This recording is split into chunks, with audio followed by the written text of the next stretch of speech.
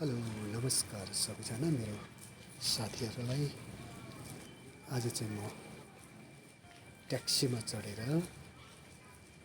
लुइङ थामी डाँडापट्टि जाँदैछु। विशेष एउटा कामले जाँदैछु। बाटो निकै लामो छ अनि यसो बिहानको दृश्य रमाइलो देखिन्छ। यो पारिपट्टि कहाँ होला हजुरहरूलाई थाहा होला, थाहा छ भने यसो कमेन्ट्समा भन्नुहोस्। र बाटो लामोको साथै अप्ठ्यारो पनि छ। ब्याकपट्टि हुँदैछ बाटो चौडा र जग्गा जग्गा चाहिँ यसरी ओर्लेर हिँडेर जानुपर्छ।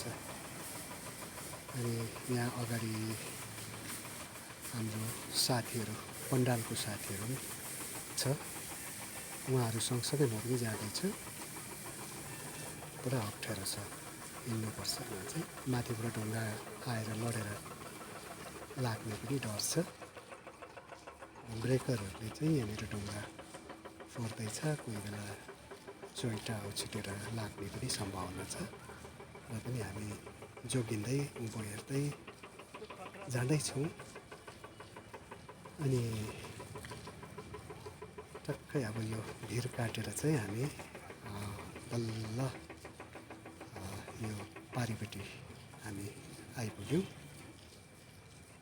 र यस्तै छ साथीहरू यहाँको दृश्य।